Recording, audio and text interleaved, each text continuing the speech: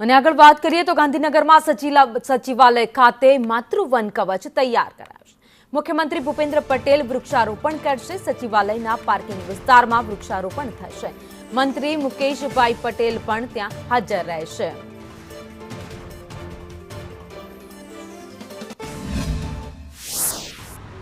આજે વિશ્વ પર્યાવરણ દિવસ અને વિશ્વ પર્યાવરણ દિવસની ખૂબ ખૂબ શુભેચ્છાઓ પાઠવું છું। આપણને અત્યારે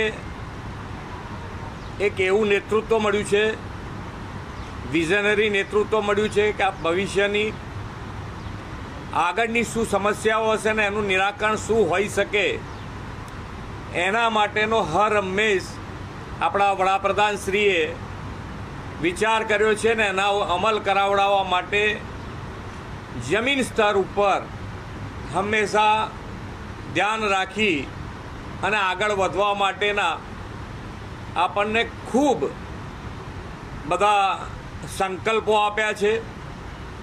એમાંનો એક સંકલ્પ છે એક પેડ માં